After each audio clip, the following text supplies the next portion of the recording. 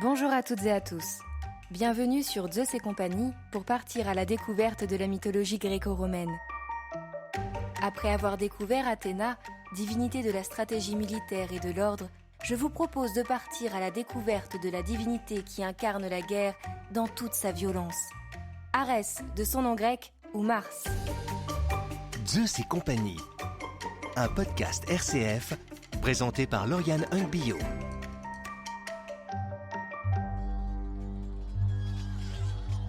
Fils de Zeus et de Héra, Arès est le dieu de la guerre. Les légendes, dont les récits d'Homère, décrivent une divinité sanguinaire et cruelle, prenant plaisir à semer mort et destruction sur le champ de bataille. Son nom même signifie le fléau, la malédiction et le tueur. Redoutable par son caractère violent et agressif, Arès est peu apprécié des dieux, y compris de ses propres parents. Mais il trouve tout de même une alliée auprès de la déesse de la beauté Aphrodite qui tomba amoureuse de lui. Pourtant mariée avec Héphaïstos, le dieu forgeron, Aphrodite fera d'Arès son amant. Selon la légende, Arès vivait en Thrace, une région sauvage au climat austère, abritant des peuples à l'esprit agressif et combatif, comme le peuple des Amazones dont Arès ou Mars est souvent désigné comme le père. À l'opposé d'Athéna, déesse de la sagesse et de la prudence, Arès représente la guerre à travers son aspect le plus brutal, cruel et sanglant. On le reconnaît par le fait qu'il soit entièrement armé. Il est représenté avec l'armure, le casque, le bouclier, la lance ou encore l'épée. Dans la mythologie romaine, Mars est un dieu d'une grande importance, puisqu'il est considéré comme le père de Rémus et Romulus, les jumeaux légendaires, fondateurs et protecteurs de la cité de Rome, élevés par une louve. Le loup et le vautour apparaissent ainsi comme des attributs propres au dieu Mars. Pourtant, malgré sa qualité de divinité guerrière, Arès est rarement dépeint sous les traits du vainqueur face à l'intelligence et la ruse d'Hercule ou d'Athéna, qui ont souvent raison de sa force sauvage.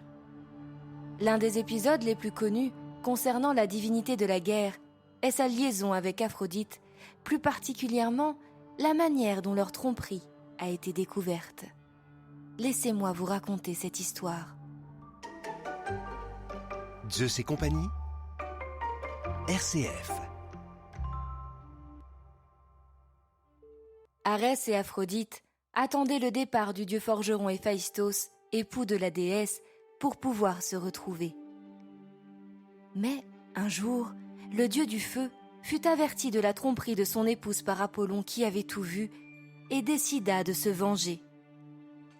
D'une incroyable force créatrice, Héphaïstos conçut dans sa forge un filet extrêmement robuste, mais également d'une finesse telle qu'il paraissait invisible aux yeux des dieux eux-mêmes. Après l'avoir fixé à son lit, Héphaïstos prétexta un voyage à Lemnos, sa terre natale.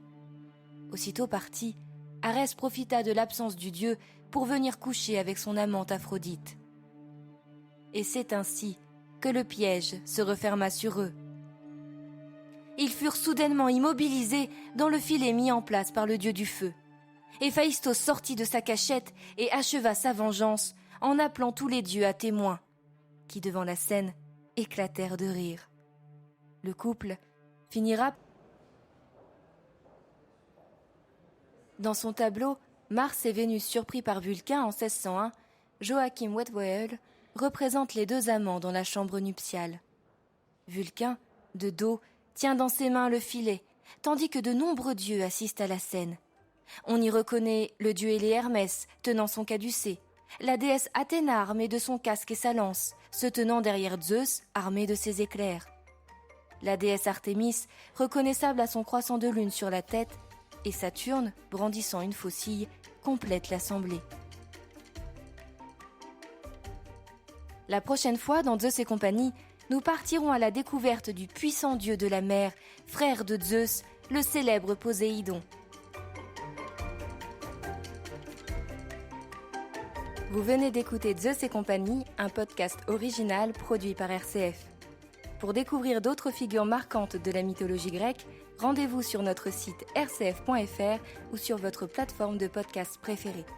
N'hésitez pas à faire connaître Zeus et compagnie autour de vous en le commentant, le partageant ou en laissant de petites étoiles sur les plateformes. Et puis il y a aussi nos autres podcasts pour les enfants et leurs parents.